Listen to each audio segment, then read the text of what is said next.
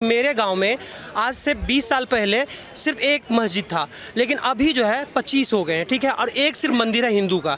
तो इस अब जब बजाते हैं वो सवेरे सवेरे जब अल्लाह अकबर करते हैं तो एक ही साथ उधर शोर इतना तेज लाउड स्पीकर बजता है। हमारा मंदिर टूटे तो किसी को परवाह नहीं, पर उनकी जरा सी मस्जिद की कोई ग्रिल भी हिल जाए तो हम दोषी। अब बात आ गई है अपने ऊपर। जब तक मैं चुप था सो चुप था, अब मैं चुप नहीं हूँ। क्यों? मुझे पता है कि मेरे अधिकार क्या है। अब से पहले तो मेरे अधिकार सुनने वाली सरकार ही नहीं थी। आज वो शिवसेना जो मुल्लों की तारीफ कर रही है, जो साथ दे रही है, आज से 5 साल पहले, ज्यादा दिन दूर नहीं सरकार अभी ये जुम्मा बनी है इनकी। बाल साहब ठाकरे जी क्या कहते थे इन्हीं के बारे में जिनके बारे में आज राज ठाकरे जी बोल रहे हैं। लाउड स्पीकर से हमें नहीं परेशानी तो हमारे हनुमान चालीसा आपको परेशानी नहीं होनी चाहिए। सीधी सी बात, अगर आप हमें कहीं भी रोकेंगे टोकेंगे तो उस पे तो फिर बड़ा मुद्दा बनेगा कि आपको लाउड स्पीकर भी हटाना पड़ेगा। सीधी सी बात, अनुभव बता रहा हूं। सीधी स्पीकर हटना चाहिए और अगर नहीं हटेगा तो हनुमान चालीसा बजना चाहिए। होगा, ऐसा होगा। मैम, अगर आप तो कह रहे हैं उससे दंगे हो जाएंगे। फिर दंगे अगर आप ऐसा करेंगे दंगे मुस्लिम जो है उनकी सेंटिमेंट्स हर्ट होंगे और फिर वो पत्थरबाजी। देखो, हमारे सेंटीमेंट हर्ट नहीं हो, हमारे सेंटीमेंट हो जाए तो ठीक है। यही तो गड़बड़ है। हमारे सेंटिमेंट नहीं, उनके सेंटिमेंट राजनेताओं के सेंटिमेंट बन जाते हैं। हमारा मंदिर टूटे तो किसी को परवाह नहीं, पर उनकी जरा सी मस्जिद की कोई ग्रिल भी हिल जाए तो हम दोषी। वाह वाह, क्या बात है। कांग्रेस ने, साफ शब्दों में सुन लीजिए मैडम, कांग्रेस ने ये बीज बोया है और कांग्रेस जैसे खत्म हो गई ये भी बीज खत्म हो जाएगा। समाधान हर चीज का होता है। लाउड स्पीकर सर हटना चाहिए क्या मस्जिदों? क्यों नहीं हटना चाहिए? अब मैं अपने रोज शाम को या सुबह 4 दिन में 4 बार हनुमान चालीसा, रामायण का पाठ, भागवत गीता वॉल्यूम में बजाऊंगा तो क्या औरों को परेशानी नहीं होगी? शिवसेना कह रही है कि 2014 से पहले किसी को दिक्कत नहीं थी। ये मोदी सरकार के आने के बाद अचानक से अजान से परेशानी क्यों होने लगी? कानों में क्यों चुभने लगा? क्यों नहीं थी? मुंबई के है ना सोनू निगम, कहीं बाहर के तो नहीं है। उन्होंने क्या बोला था, उन पर क्या कार्रवाई करी उस समय की सरकार ने? भूल गए आप? भूल गए वो लोग, भूल गई वो मीडिया, भूल गई वो पुलिस। तो वही मैं कह रहा हूँ, आज ये मुद्दा नहीं उठा। मुद्दा तो इसलिए उठ गया अब कि हिंदू जाग गया, हिंदू अपने अधिकार समझ रहा है। पहले तो क्या था, कांग्रेस थी, कांग्रेस ने हमेशा हिंदू को दाबा, मुल्लों को ऊपर उठाया। क्यों? वोट बैंक का है सारा खेल। मुल्लो तो उद्धव कह रहे हैं, उद्धव ठाकरे जी, कि अगर किसी ने भी मस्जिद के लाउड स्पीकर को हाथ लगाया तो फिर शिवसेना छोड़ेगी नहीं उसको। मैम, आज वो शिवसेना जो मुल्लों की तारीफ कर रही है, जो साथ दे रही है, आज से 5 साल पहले, ज़्यादा दिन दूर नहीं सरकार अभी ये जुम्मा बनी है इनकी। भाई भाई अब हुए हैं। उससे पहले उदय ठाकरे जी और माननीय पूज्य उनके पिताजी बाल साहब ठाकरे जी क्या कहते थे इन्हीं के बारे में जिनके बारे में आज राज ठाकरे जी बोल रहे हैं। आज राज ठाकरे जी दुश्मन हो गए। कानून हर चीज़ का बनना चाहिए।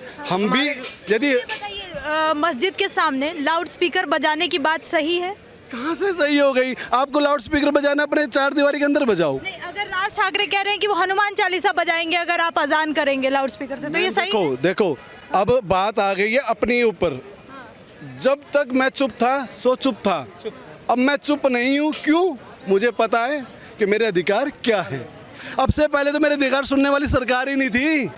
अब तो कम से मेरी बात सुनने के लिए आप भी खड़े हो और भी लोग खड़े हैं। सरकार भी सोच रही है हिंदू के बारे में। ये जो कहा जा रहा है कि मुसलमानों की सुनवाई नहीं हो रही है, मतलब वो सही है? ये सरकार मुसलमानों की नहीं सुन रही? नहीं, मुसलमानों की भी सुनवाई है, पर हिंदुओं की अब सुनवाई हो रही है। तो इसलिए मुसलमानों को और जो उनके सपोर्टर नेता हैं, उनकी सपोर्टर पार्टियां हैं, उनको तकलीफ हो रही है। यदि मैं हनुमान चालीसा रोज करता हूँ, किसी को कोई परेशानी नहीं, पर मैं मंगलवार, जैसे ही कहते जुम्मा है, इनका शुक्रवार का जुम्मा है, हमारा मंगलवार है। यदि हम मंगलवार को दिन में 5 बार बजाएंगे तो फिर ये कहाँ जाएंगे? ये बताइए, महाराष्ट्र में तो राष्ट्रद्रोह और देशद्रोह का मुकदमा हो जा रहा है हनुमान चालीसा की बात कहने पे, नाम लेने पे। मैम, ये कानून ना हमारे नेताओं के हाथ की कठपुतली बन गई है। एक IAS IPS जो बन के आते हैं, जो पढ़ के आते हैं, उनके हाथ में आज कलम नहीं है। कलम हमारे राजनेताओं के हाथ में है। जब तक राज में नीतियां रहेंगी तो काम अच्छा नहीं होगा। जिस दिन नीतियों में राज आ गया, आप समझेगा, बहुत गंभीर बात बोल रहा हूँ, जिस दिन यदि नीतियाँ मेरी स्पष्ट है और मैं राज कर रहा हूँ तो अच्छा काम होगा। जिस दिन राज में नीतियाँ आ गई, मेरे राज है पर मेरी नीतियाँ नहीं है, कब मुझे 5 मिनट में आता हो उसको टारगेट करना है, 10 मिनट बाद आता है उसको टारगेट करना है। तो ये जो प्रथा चली है, केजरीवाल साहब ने हमारे राष्ट्रीय कवि कुमार विश्वास पर क्या नोटिस भेजा? चलो उन्हीं की विधायक रही, जब तक उनके साथ रही अलका लांबा, उनको क्या नोटिस भेजा? आप इस चीज़ को समझिए, जब तक हम हैं आपके हैं, जिस दिन हमने आपका साथ छोड़ दिया आप ही हमें जेल में डाल देंगे। तो ये जो प्रथा चली है ना, ये सबसे गलत चली है। और मैं एक बात बोलना चाहूँगा, मैं दिल्ली का रहने वाला हूँ और दिल्ली की 1-2 लाइनों में बोलकर मैं अपनी बात ख़त्म करूँगा। दिल्ली को दिल्ली से इंसाफ चाहिए, हमें दिल्ली की सड़कें साफ चाहिए। क्या केजरीवाल साहब ने हमें ये सुविधा दी? दिल्ली को दिल्ली से इंसाफ चाहिए, हमें दिल्ली पोल्यूशन फ्री चाहिए। क्या केजरीवाल साहब ने दी? दिल्ली को दिल्ली से इंसाफ चाहिए, हमें सुरक्षा और इंक्रोचमेंट मुक्त चाहिए। क्या दिल्ली वाले दिल्ली सरकार से खुश नहीं है क्या? कहाँ खुश हैं? सड़कें साफ नहीं, पानी साफ नहीं, बिजली फ्री की दे रहे हैं, और चलो दे भी रहे हैं, बिजली पानी मुफ्त में तो मिल रहा है ना? मैडम मुफ्त में। आज जो श्रीलंका का हाल हुआ है वो हम अपना नहीं चाहते। हम तो हाथ जोड़ के बोलते हैं भैया 500 रुपये जो आ रहा है 700 रुपये दे देंगे, पर हम अपने देश का दुर्भाग्य नहीं चाहेंगे कि हमारा भी देश श्रीलंका की तरह बन जाए। लेकिन शिवसेना कह रही है कि अगर मोदी सरकार रही तो हमारा देश बन जाएगा श्रीलंका या फिर अफगानिस्तान की। उद्देश्य जी से पूछो कि आपकी सरकार आज कैसे बनी हुई है। दूसरे पे हम उंगली उठाते हैं ना ऐसे करके, पर ये जो बाकी उंगलियां हैं कहाँ हैं? मेरी ओर, क्योंकि मैं उंगली आप पे उठा रहा हूँ, वो मेरे पे उठा रहे हैं, तो इसका मतलब बाकी की उंगलियां अपनी ओर है। पहले हमें अपने आप को साफ करना होगा, उसके बाद अपने सिस्टम को साफ करना होगा, तब जाके हम कुछ बोल पाएंगे, वरना बोलना व्यर्थ है। मुसलमानों के माइक जो है, जो लाउड स्पीकर लगाते हैं, मैं अपना निजी अनुभव बता रहा हूँ कि मेरे गांव में आज से 20 साल पहले सिर्फ एक मस्जिद था, लेकिन अभी जो है 25 हो गए हैं, ठीक है, और एक सिर्फ मंदिर है हिंदू का। तो इस अब जब बजाते हैं वो सवेरे सवेरे जब अल्लाह अकबर करते हैं तो एक ही साथ उधर शोर, इतना तेज लाउड स्पीकर बजता है। अब सोचो 20 स्पीकर में सिर्फ अल्लाह अकबर अल्लाह अकबर। कहते हैं हमें संविधान इजाजत देता है, हम अपनी प्रार्थना कर कानून बनना चाहिए। नहीं, उनको इतना फ्रीडम फिर क्यों? हमारे जैसे हिंदुओं को भी फ्रीडम होना चाहिए। हमें तो पहले अधिकार ही नहीं मालूम था कि हमारा अधिकार क्या है। चाहते हैं कि सब मिलके शोर मचाएं।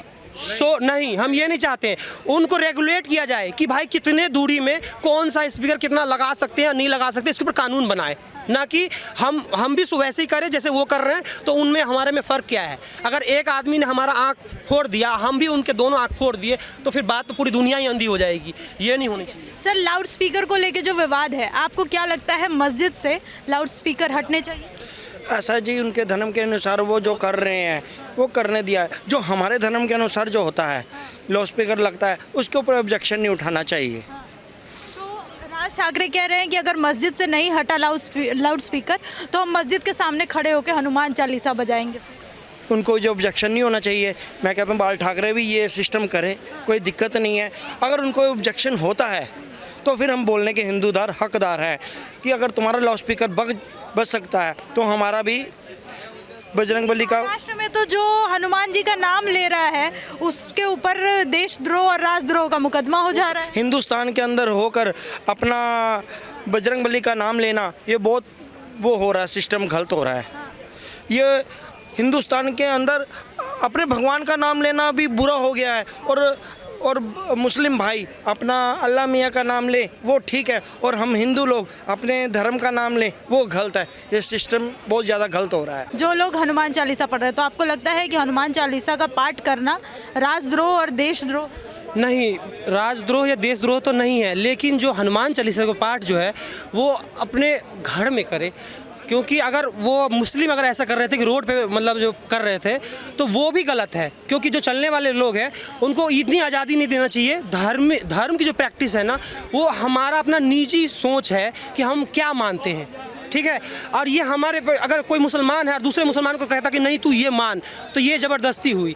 कोई भी धर्म मानना हमारा अपना एक निजी सोच है, और ये अपना हम अकेले रूम में हम प्रैक्टिस कर सकते हैं या निजी प्रैक्टिस है। ये तो राज ठाकरे कह रहे हैं कि आपको जो करना है आप अपने कमरे में करिए, आप लाउड स्पीकर लगा के पूरी दुनिया को क्यों सुनाते हैं अपनी? फिलहाल जो सिनेरियो है, जो सरकार है, जो मेन जो है अभी, तो इस माहौल ऐसा बन रहा है, इस वजह से कह रहे हैं। तो मेरे हिसाब से जो नहीं हुआ वो होना चाहिए कि उनको भी जो स्पीकर पे, लाउड स्पीकर पे जो शोर मचाते हैं, उनसे भी हिंदुओं को तकलीफ है, वो भी हटा देना चाहिए। उनको भी रोड पे नमाज नहीं पढ़ने देना चाहिए। उनके लिए भी कानून बना देना चाहिए कि स्पीकर हटना चाहिए, आप कह रहे हैं? हाँ, हटना चाहिए। राज ठाकरे कह रहे हैं कि नहीं हटा तो हम मस्जिद के सामने हनुमान चालीसा बजाएंगे, सही कह रहे हैं? होना चाहिए? नहीं, ऐसा नहीं होना चाहिए, क्योंकि हमारा देश इतना बड़ा है, इतनी डाइवर्सिटी है। हमारे देश की पहचान यही है कि हम एक दूसरे से मेल मिलाप से रहते हैं। अगर ऐसा विवाद की राजनीति हो गया और इसमें और ज़्यादा बेकार दंगा ही हो सकता है, ये ठीक नहीं है। ये नेताओं को ऐसी बात बोलने से पहले 2 बार सोच लेना चाहिए। हमारे देश में ये है कि राजनेता सोचते नहीं है, हफ्सिन बोल देते हैं।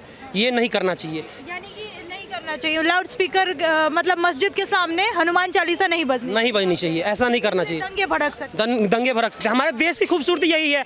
अगर एक बगीचे में अगर एक ही कलर का फूल हो तो बगीचा कैसा बगीचा, जिसमें सब तरह का हो, लेकिन एक सामंजस्य होना चाहिए सबको, मतलब जो है, लेकिन कुछ कानून होना चाहिए।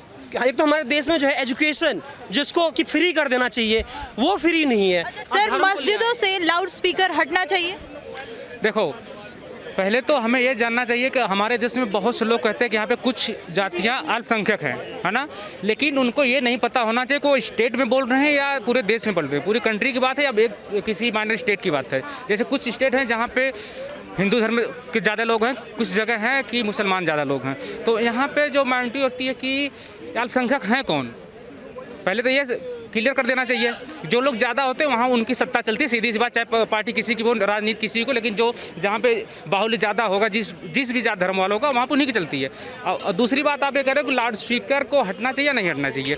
इसमें अगर अब तक तो कोई दिक्कत नहीं हो रही थी, अजाने नमाज़ें पढ़ी जा रही थी, लाउड स्पीकर पर पढ़ी जा रही थी और रोड पर भी पढ़ी जा रही थी, पहली बात। तो अभी जब एक किसी ने अगर किसी के घर के सामने या कहीं भी अगर हनुमान चालीसा पढ़ने की कोशिश किया है तो उसको दिक्कत नहीं होनी चाहिए। किसी के घर में तो नहीं पढ़ा, वो पढ़ा होगा, उसके घर के बाहर ही पढ़ा होगा, रोड पे पढ़ा होगा। अरे अभी पढ़ा भी नहीं था, तो गिरफ्तार कर लिया। ठीक है, नहीं पढ़ा ना, सोचो अगर हम आपके धर्म। एक बात बताइए, मुझे ये चीज समझ नहीं आ रही कि हनुमान चालीसा का पाठ करना देशद्रोह कैसे हो? किसी भी तरीके से देशद्रोह और गलत नहीं हो सकता, किसी भी तरीके से, या किसी, जैसे कि हमारे संविधान में भी ऐसा कुछ नहीं लिखा हो कि ये गलत है, धर्म के माध्यम से तो हो ही नहीं सकता। बाकी यहाँ की जो राजनेता लोग, मैं सीधा राजनेताओं पे ही बात करूँगा, उन्होंने अपने धर्म की राजनीति करना है, अपने उल्लू सीधा करना, अपने वोट बैंक बनाने हैं। आप किसी भी राज्य में देख लो, यूपी में देख लो। और राज ठाकरे जो कह रहे हैं कि अगर लाउड स्पीकर नहीं हटाया गया मस्जिदों से तो हम हनुमान चालीसा बजाएंगे मस्जिद के आगे, हम भी अपना चालीसा नहीं, इससे क्या होगा कि विवाद, ये तो विवाद का जड़ ही पैदा कर रहे हैं। फिर ये अपना मतलब, अभी तो उनको पता कैसे हटेगा फिर लाउड स्पीकर? क्या, अगर देखो, अगर